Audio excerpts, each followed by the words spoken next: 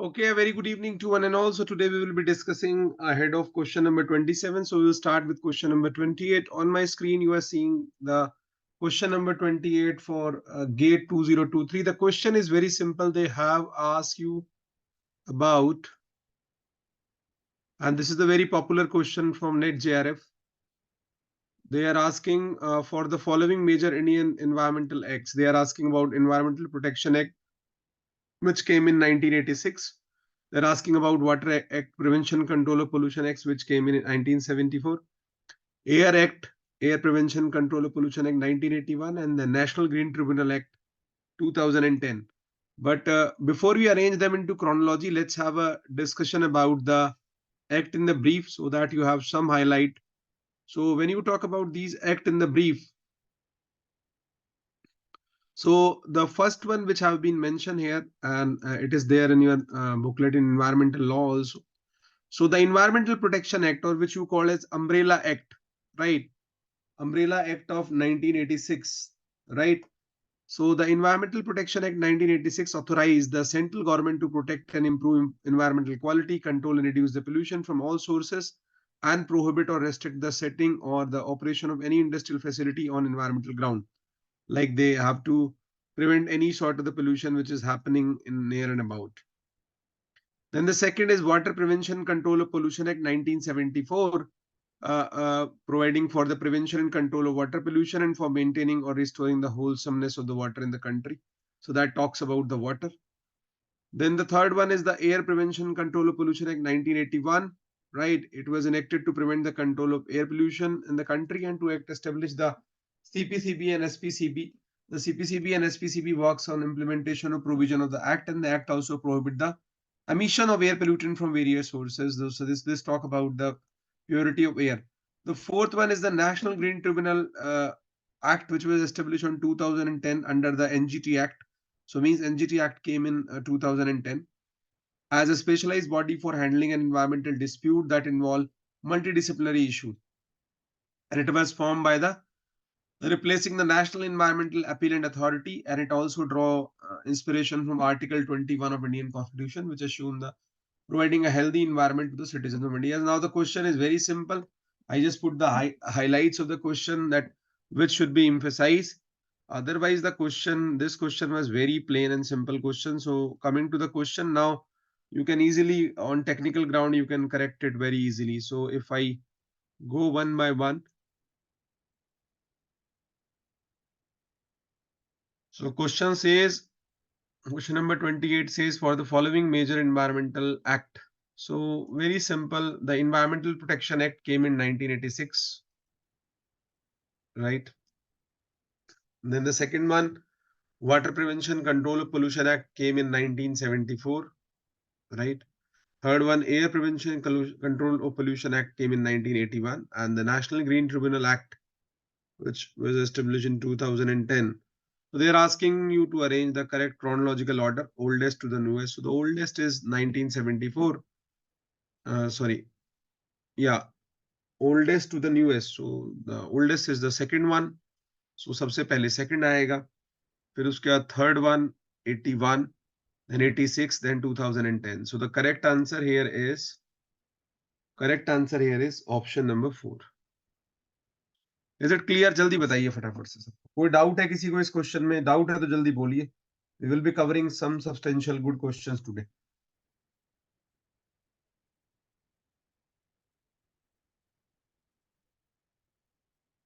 Clear? चलिए. So this was question number 28.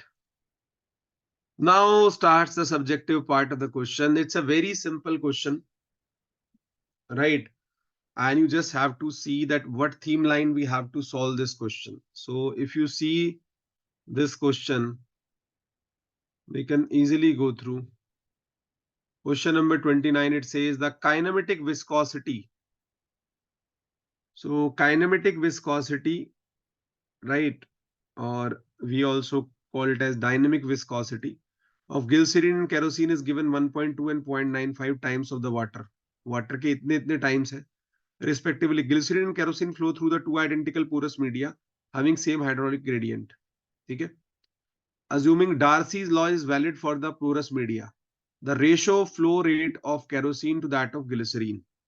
They're asking the ratio of the flow rate of kerosene to that of glycerine. मतलब ये dual application है कोजनी Karman equation और जो आपका Darcy law है, दोनों के लिए ही दिस इज एप्लीकेबल, राइट? तो यहाँ पे मेंशन दिया हुआ है आपको काइनेमेटिक विस्कोसिटी के बारे में। तो let me first show some of the purview which falls under this question and then we will solve this question very simply। बहुत सिंपल क्वेश्चन है। तो अगर हम इस क्वेश्चन की कुछ डिटेलिंग देखें, थोड़ी सी डिटेलिंग मैं यहाँ शो कर रहा हूँ, बाकी तो मैं व्हाइट बोर्ड पे ही करूंगा। तो when you talk about this question number 29, it is basically a mixture of both the Carney-Kasman equation as well as the Darcy law जो हम पढ़ते हैं Q is equal to K dH by dl। So the Kozeny-Karman equation is one of the most widely accepted and used derivations of permeability as a function of the characteristic of the media। मतलब कि जो permeability है वो media के ऊपर depend करती है। And the equation was originally proposed by Kozeny in 1927 and further it was modified by Karman in 1937 to become the Kozeny-Karman equation। And in a sense, this equation will estimate the permeability of media based on the grain size distribution। और ये कोजनी carbon equation का जो formula होता है guys, वो ये होता है K is equal to rho G by mu CK FK N D10 square, right? Just a minute, guys. Okay.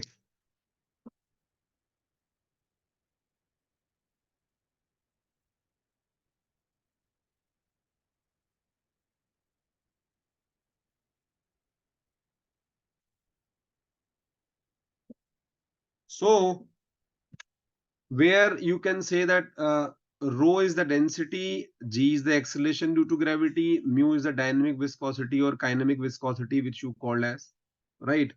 Kinematic viscosity also you say, right? And then we have the CK which have been given, which is fixed 8.3 10 to the power minus 3, and FK is the dependent on N, and N is the porosity. And Fk is here N cube divided by 1 minus N square, and D10 is the 10% cumulative passing geo technical grain size और distribution. मुझे इतने लंबे चौड़े फार्मूले से कुछ नहीं लेना देना है, मैं व्हाइट बोर्ड पे चलता हूँ, मैं वहां पे इस क्वेश्चन को आपके लिए सॉल्व करूंगा। ठीक है, ध्यान से देखिएगा।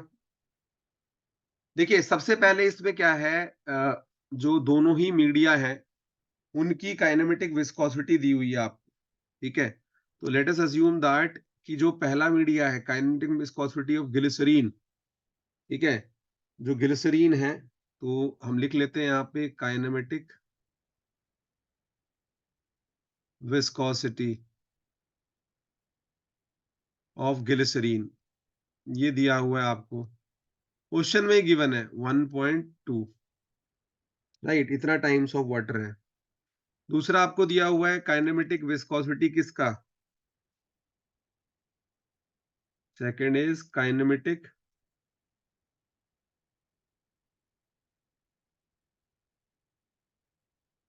विस्कोसिटी ऑफ केरोसिन, जो केरोसिन ऑयल होता है आपका, that is also given as 0.95। So they have the same hydraulic conductivity, they have equal hydraulic conductivity, means के दोनों का सेम है हाइड्रोलिक कंडक्टिविटी। ठीक है, अब ये भी मान के चलते हैं, ये भी कहा गया है कि assuming Darcy law is valid for the porous media, so Darcy law is also valid, Darcy law valid for porous media has been given question. Subjective question में ना, क्वेश्चन में ही आपको हिंटेड होती है सारी चीजें, राइट? अब हम चलते हैं गाइस नेक्स्ट शीट पे। ठीक है, ध्यान रखिएगा। तो यहाँ पे आप ये मेंशन कर लेंगे कि भाई जो आपकी कोजनी कार्बन इक्वेशन है,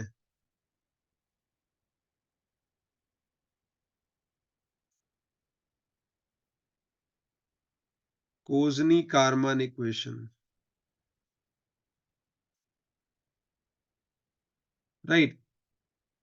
तो कोजनी कार्बन इक्वेशन कहती है the K which is the hydraulic conductivity is equal to rho G upon mu C K F K N D to the power 10 square. ठीक है, अब यहाँ पे आपको पता है कि रो जो है आपका डेंसिटी है guys, rho is the density, ठीक है जी। G acceleration due to gravity है 9.8 metre per second square. Mu आपकी डायनामिक विस्कोसिटी जो दी है, डायनामिक विस्कोसिटी या काइनेमिक विस्कोसिटी आप कह लीजिए। सीके की वैल्यू फिक्स है, CK is fix, that is 8.3 into 10 to the power -3। और एफ के भी आपका N cube divide by 1 minus N square है। एफ के जो है N cube 1 minus N is N का स्क्वायर। एन आपका जो है पोरोसिटी है। मुझे काम तो खाली जो हाइड्रोलिक कंडक्टिविटी और म्यू का ही है, डायनामिक विस्कोसिटी का, बट स्टिल मैं लिख रहा हूं। और D10 मैंने बता दिया कि जो 10% ऑफ क्यूमुलेटिव पासिंग साइज है। अब मुझे यहां से सिर्फ एक चीज देखनी है कि how these K and mu is related, they the K is inversely proportional to mu, बस मुझे इतना चाहिए था, इसलिए मैंने इतनी लंबी चौड़ी ये पोजनी कारमान इक्वेशन लिखी। मुझे सिर्फ ये पता करना था कि हाइड्रोलिक कंडक्टिविटी और डायनेमिक विस्कोसिटी में क्या रिलेशनशिप है, या परमेबिलिटी या कंडक्टिविटी में क्या रिलेशनशिप है, ठीक है। अब हम नेक्स्ट शीट पे चलते हैं। तो मुझे यहां से पता चल गया कि भाई रिलेशनशिप ये है that K is inversely proportional to mu.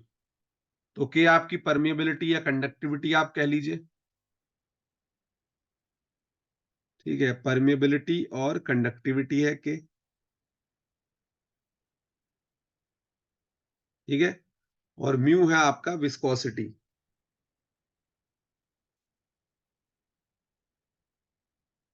ठीक है ना। तो अब आपको ये भी पता है कि डार्सी लॉ से that Q is equal to K A D H by D L, ठीक है। तो यहां से कुछ नहीं है, बस अब मुझे समझ में आ गया that Q is proportional to K and K is inversely proportional to mu, ठीक है। तो अब अगर मैं एक फार्मूला लिखूं तो वहां पे फार्मूला क्या बनेगा गाइस? फार्मूला वहां पे कुछ इस तरह का बन जाएगा कि जो Q है दैट इज प्रोपोर्शनल टू के। तो और लेकिन K क्या है? K is inversely proportional to mu. ये दोनों तो डायरेक्ट में है, ठीक है। लेकिन K is inversely proportional to mu. तो एक फार्मूला हम यहां पे लिख सकते हैं, ठीक है, दैट, ध्यान से देखिएगा, सिंपल सा, ये ज्यादा मुश्किल नहीं है। क्योंकि Q directly proportional to K है, तो Q मतलब फ्लो ऑफ कैरोसिन, या परमी जो Q है आपका फ्लो ही है, ठीक है, हाँ, फ्लो रेट है। तो Q of kerosene divided by Q of glycerine, ठीक है, शुड बी इक्वल टू, इसके इक्वल होना चाहिए, के तो प्रोपोर्शनल में है। तो के जो आपकी हाइड्रोलिक कंडक्टिविटी या पोरोसिटी बोलते हैं आप, के ऑफ कैरोसिन डिवाइडेड बाय के ऑफ ग्लिसरीन, ये आ गया। लेकिन मुझे दिया हुआ विस्कोसिटी, तो इनको क्रॉस कैसे रिएक्ट करेंगे आप? अगर इसको मुझे क्रॉस रिलेट करना है तो ये उल्टा हो जाएगा अगले वाली टर्म, क्योंकि के और जो म्यू है वो इनवर्स में है। तो म्यू ऑफ ग्लिसरीन ऊपर लिखा जाएगा और म्यू ऑफ केरोसिन नीचे लिखा जाएगा, बस। अब ये जो म्यू है और क्यू है, इसी के बारे में आपसे रिलेशनशिप पूछ रहा है। म्यू ऑफ ग्लिसरीन आपको दिया हुआ है गाइस, मैंने बताया आपको। ग्लिसरीन म्यू जो है वो करीबन करीबन 1.2 के आसपास है, ठीक है। तो just minute,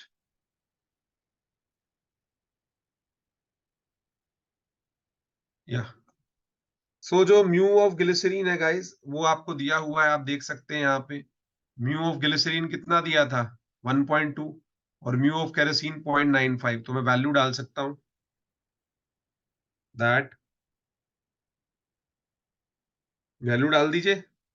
mu of glycerine की वैल्यू है 1.2, म्यू ऑफ केरोसिन की वैल्यू है 0.95, और इसके इक्वल कर दीजिए, है ना। तो मेरे पास यहां से आ जाएगा कि Q of kerosene divided by, जो पूछा है क्वेश्चन में, Q of glycerine should be equal to 1.2 divided by 0.95। तो 0.95 आपका आंसर यहां से आ जाएगा 1.263 गाइस। तो जो 1.263 है that is the answer of this question. बहुत सिंपल ही था, बस दो कॉन्सेप्ट को क्रॉस कोरिलेट करके बनाया गया क्वेश्चन है। अच्छा क्वेश्चन, दोबारा भी आ सकता है, नेट से मिलता जुलता ही क्वेश्चन है, कोई लंबा चौड़ा क्वेश्चन तो है नहीं। ठीक है, तो यहाँ पे देखिए अब ये क्वेश्चन में आपको पूछा गया है कि क्या आंसर इसका है। तो अगर आप स्क्रीन पे देखेंगे मेरी, ये दिखा आपको क्वेश्चन, तो यहाँ पे करेक्ट आंसर आपका गाइस हो जाएगा क्या? करेक्ट आंसर हो जाएगा 1.263। So this is the correct answer 1.263 which you call as D. This was about 29th. Clear है सबको? कोई डाउट तो नहीं है भाई? किसी को डाउट हो तो बता दो। Anyone having any doubt in question number 29? जल्दी से। बहुत सिंपल सिंपल क्वेश्चन है ये, कोई थ्योरी का क्वेश्चन होने का मतलब नहीं है ये।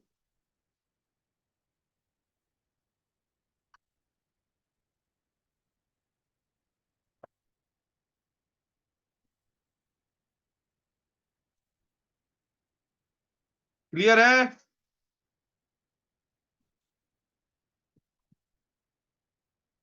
In case anyone having any doubt let me know. चलिए जी, अगले क्वेश्चन पे चलते हैं।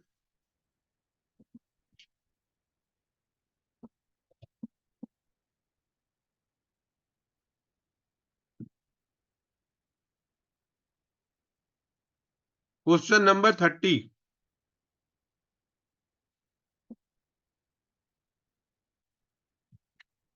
देखिए ये भी बड़ा सिंपल क्वेश्चन है। ये भी आप जब स्टैटिस्टिक्स पढ़ते थे तो आपको ये आराम से किया हुआ क्वेश्चन है। देखिए ध्यान से, मैं बताता हूं क्या इसमें आपको क्रैक डाउन करना है, मेनली वो जरूरी है देखना। ठीक है, तो क्वेश्चन आपकी स्क्रीन पे है।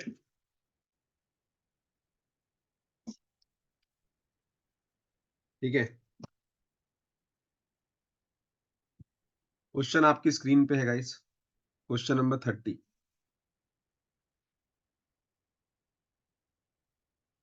देखिए, अब आप जब कहते हैं कि researcher compile the following information about the performance of A kit on an outbreak. मान लीजिए कोविड हो रखा है और किसी ने अपनी एक कोविड किट डिजाइन की।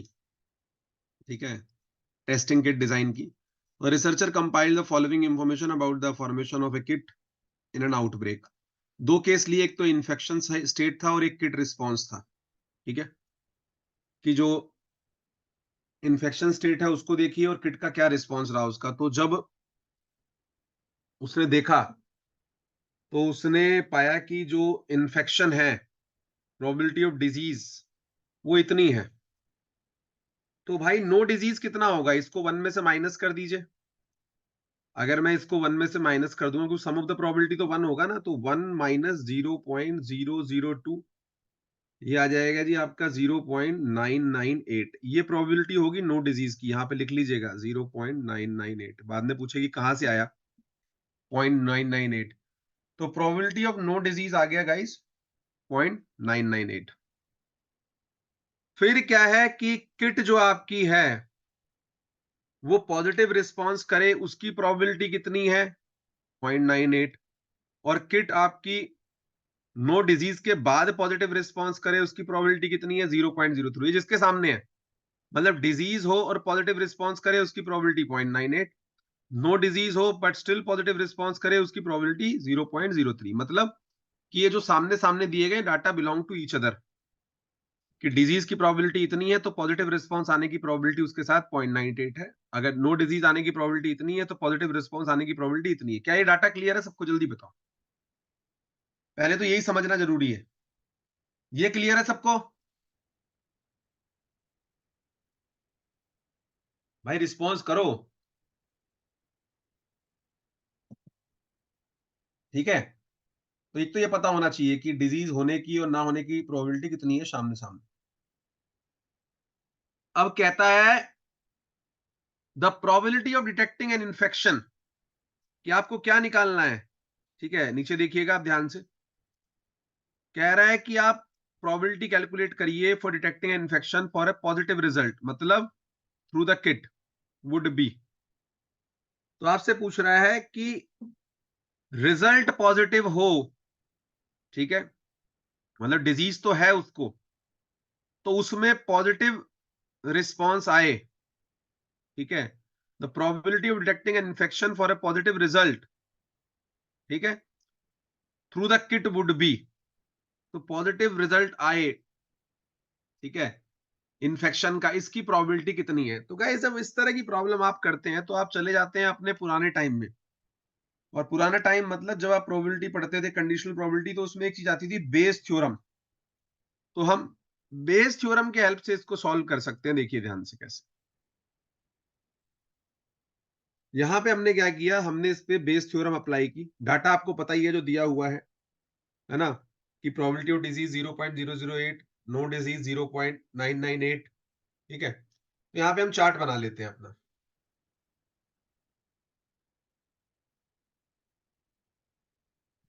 अप्लाइंग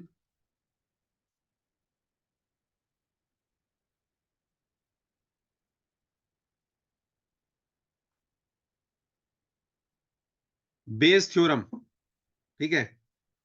तो जब आप बेस थ्योरम अप्लाई करके इसको कर रहे हैं, तो दो चीजें मैंने आपको बताई कि इन्फेक्शियस स्टेट का एक तो टेबल बना लीजिए, इन्फेक्शियस स्टेट, उसमें दो कंडीशन हो सकती है, probability of disease that is equal to 0.002, और प्रोबेबिलिटी ऑफ नो डिजीज क्या हो जाएगा गाइस,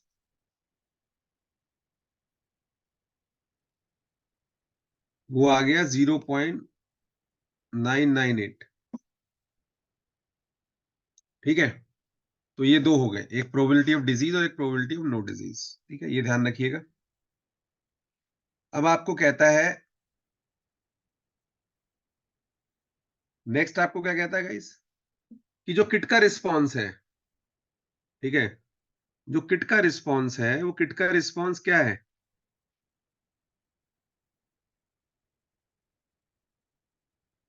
किट रिस्पॉन्स क्या है, पॉजिटिव रिस्पॉन्स,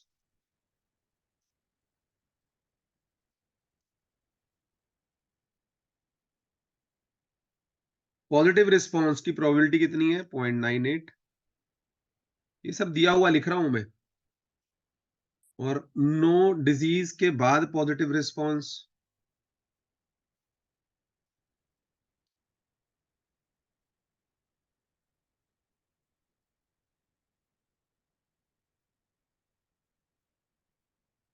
वो कितना है, 0.03। अब क्या निकालना है हमें, देखिए जब हम वहां पे निकालते थे, प्रोबेबिलिटी कैलकुलेट करते थे, when we used to do that, तो हम लिखते थे, मान लो मेरे निकालना है probability of A given that B is there, तो हम उसमें लिखते थे probability of A intersection B, A and B divide by probability of B. तो उसी को अगर मैं रेप्लिकेट करूं यहां पे, तो यहां पे क्या पूछा है कि probability of infection being a positive result, तो यहां पे इसी चीज को ट्रांसलेट करूंगा तो क्या हो जाएगा, probability of infection being given that it is a positive result. तो बस आप उसको लिख लेंगे, पॉजिटिव रिजल्ट। तो ये किसके इक्वल हो जाएगा गाइस, प्रोबेबिलिटी ऑफ इन्फेक्शन, क्योंकि इंटरसेक्शन है तो ये लिखेंगे intersection probability of being positive divided by probability of positive. बस अब आपको वैल्यू डाल देनी है इसमें और कुछ नहीं करना। तो गाइस प्रोबेबिलिटी ऑफ इन्फेक्शन कितनी थी विद इंटरसेक्शन विद पॉजिटिव, तो वो थी आपकी 0.002, न्यूमरेटर में जो लिख रहा हूं ये चीज कितनी थी, 0.002, और प्रोबेबिलिटी ऑफ बीइंग पॉजिटिव कितनी थी, 0.98 डिवाइडेड बाय, ठीक है, प्रोबेबिलिटी ऑफ पॉजिटिव कितनी थी, 0.002 इंटू 0.98 प्लस 0.998 इंटू 0.03, दोनों केस जो है मेरे, मतलब एक no disease positive response plus एक डिजीज विद पॉजिटिव रिस्पॉन्स, दोनों से मैंने डिवाइड कर दिया और मुझे पूछा था डिजीज विद पॉजिटिव रिस्पॉन्स की क्या प्रोबेबिलिटी है। तो इसको जब आप क्रॉस सॉल्व करेंगे तो आप करके देख लीजिएगा, मैंने तो किया हुआ है। तो आपका आंसर आएगा 0.0614, क्योंकि वहां 2 डेसिबल में देना है, तो 2 डेसिबल में आपका आंसर लिखा जाएगा 0.061। ठीक है, तो करेक्ट आंसर जो इस क्वेश्चन का आपका गाइस आएगा निकल के, ठीक है, वो आपका जी आ जाएगा 0.061। जस्ट अ मिनट, या तो करेक्ट आंसर जो आपका आ जाएगा यहाँ पे निकल के, that comes out to be, तो 0.061 ये आपका करेक्ट आंसर है। होप ये सबको क्लियर होगा, इसमें कुछ नहीं है, सिर्फ सिंपल बेस थ्योरम का एप्लीकेशन है। और सामने सामने जो डाटा दिया हुआ है, आपको सिर्फ मल्टीप्लाई करना है दोनों को, और ऊपर वाले को न्यूमरेटर में और नीचे वाले को दोनों का सम, मल्टीपल इन न्यूमरेटर। क्लियर है, जल्दी बताइए। क्वेश्चन नंबर 30 क्लियर है क्या? चलिए आगे चलिए, एक बार आप करेंगे तो आपको समझ में आ जाएगा, पहले भी ऐसा क्वेश्चन आया हुआ है दोनों में, ई वाई में भी आया हुआ है, ईएस में भी आया हुआ है बेस थ्योरम का।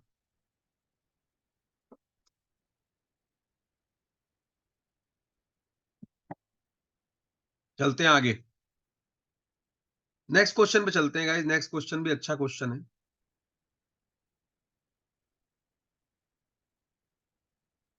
एक बार इसको स्टॉप स्टार्ट कर लेते हैं।